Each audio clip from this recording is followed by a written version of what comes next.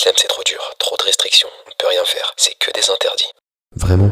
Tu penses qu'Allah a besoin de tes privations? Laisse-moi t'expliquer pourquoi chaque haram est en réalité un cadeau pour toi. Quand tu achètes une voiture, le constructeur te donne un manuel et il te dit « Ne mets pas de l'eau dans le réservoir, mets du carburant ». Est-ce que tu plains que le constructeur limite ta liberté? Non, tu sais que s'il te dit ça, c'est pour que ton moteur n'explose pas. Allah est ton créateur, il connaît la mécanique de ton cœur et de ton cerveau mieux que toi-même. S'il te dit ne fais pas ça, ce n'est pas pour te priver d'un plaisir, c'est parce qu'il sait que ce plaisir contient un poison qui va paralyser ta vie à long terme. Regarde autour de toi, on nous vend la liberté totale, mais on n'a jamais eu autant de dépression, de cœur brisé et de solitude. Quand l'islam t'interdit, il ne veut pas t'empêcher de t'amuser. Il protège ta santé mentale et ta dignité pour que tu ne finisses pas par faire des choses que tu regretteras toute ta vie. Quand il t'impose une pudeur ou une distance avec le sexe opposé, il ne veut pas te frustrer, il protège la valeur de ton cœur pour que tu ne deviennes pas une simple marchandise consommable qu'on jette après usage. L'interdiction, c'est l'armure qui empêche le monde de te blesser. Réfléchis une seconde. Si tu pries, si tu ne bois pas, si tu restes chaste, est-ce que Allah y gagne quelque chose? Non. Il n'a besoin de rien. Est-ce que ça profite au prophète? Non plus. Toutes ces règles ont un seul et unique bénéficiaire, toi. L'islam ne t'interdit pas les choses pour te punir, mais pour éviter de te briser.